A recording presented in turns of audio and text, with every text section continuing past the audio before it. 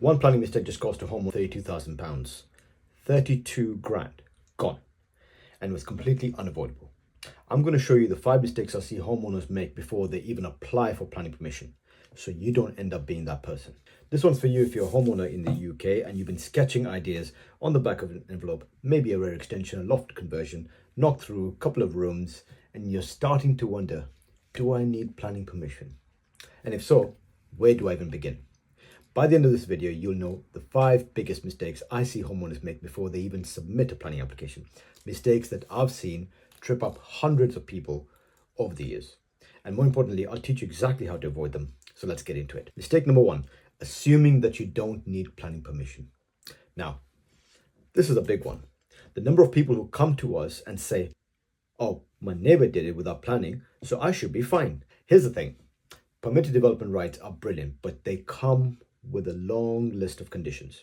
How far you can extend, how high, the depth, the scale, what materials you can use, whether you're in a conservation area. Get one of those things wrong and your permitted extension suddenly isn't permitted at all. It's particularly stressful, especially when you're starting to build.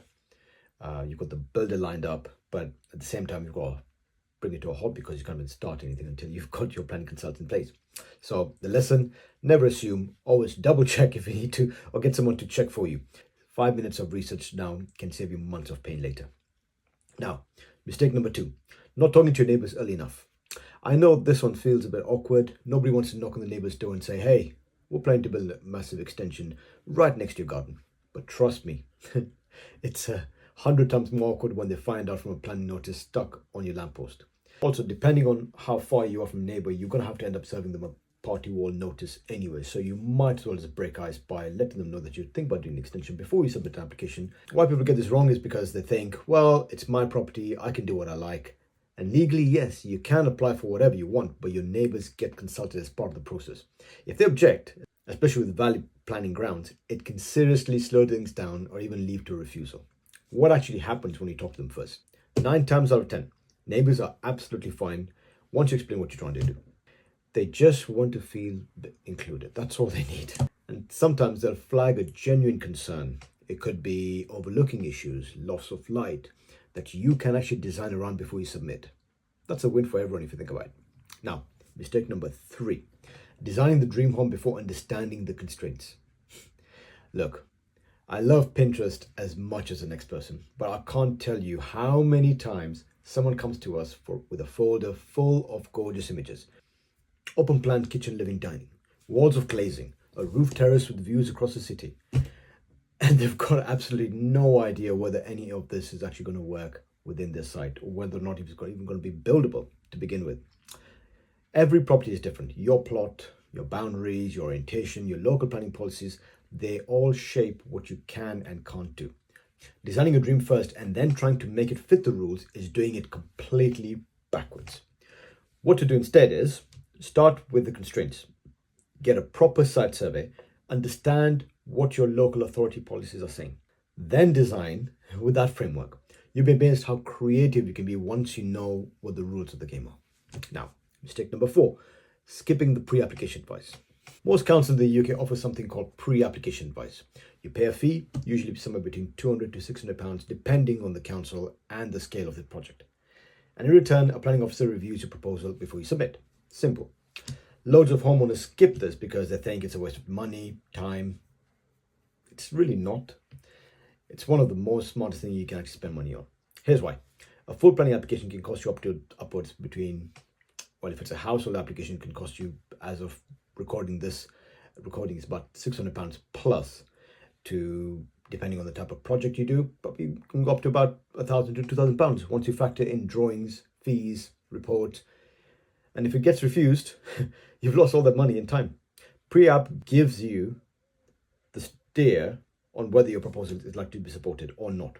And if it isn't, what you need to change. It's as simple as that. It's just like having a conversation with a planning officer before you embark on the full planning application altogether. Step you can take today. Go to your local council's website, search pre-application advice, and see what they offer. It's usually a straightforward online form. And if you're working with an architect, ask them to handle it.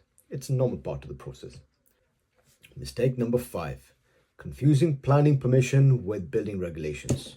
Oh, this is a big one. This trips up people all the time. So let me make it really, really simple. Planning permission is all about how you build, how it looks, how big it is, how it affects your neighbors and the streetscape. Building regulations, on the other hand, are all about how you build it, the structure, the insulation, the fire safety, drainage, all that technical stuff. They're two completely different processes run by different teams within the application and different fees. They're also two separate departments altogether. You might need one or both, or in some instances, neither. Why this matters? I've seen homeowners get planning approval and they think they're good to go. They then get caught up because they haven't applied for building regulations approval. A builder starts work, the building control officer turns up, and suddenly everything grinds to a halt. Yes, but I have permitted development. That means I have the right to build. I don't need planning permission. You still need building control application approval, whether or not it's permitted development, depending on the type of project that you're going to do. If you're going to require new foundations, new steels, building control still. Well, I might not even need a party wall award. Actually, depending on the type of work you do, especially foundations within 3 meters of a neighboring structure, you might need to serve a party wall notice and then decide if you're going to end up having a party wall award. But that's a separate video, and I'll put a link down somewhere over here if you want to learn more about how the party wall process works. So the takeaway: if in doubt, ask your architect or your local council. Make sure you understand which approvals you need before any work begins. Quick recap: 5 mistakes to avoid before you apply for planning permission. 1. Don't assume you're covered by permitted development. Check it. 2. Talk to your neighbours early. It saves drama. 3. Understand the constraints before you design the dream. 4. Don't skip pre-application advice. It's worth every penny. And 5. Know the difference between planning permission and building regulations. They're not the same thing. If you're planning extension or renovation, drop a comment below with your biggest question. I read every single one of them. And subscribe if you want to see more of these. I post new videos every week showing you exactly how to plan and build the home you want. Also, I'll put a free guide in the description below. It walks through the planning process step by step so you know exactly what to expect. And if you're at the stage where you want proper professional advice on how you go about the project, we'd love to help. Next week, I'm going to talk about how much an extension actually costs in 2026. And yes, I'll be giving you real numbers, not vague estimates. So make sure you're subscribed so you don't miss out. See you then. Bye.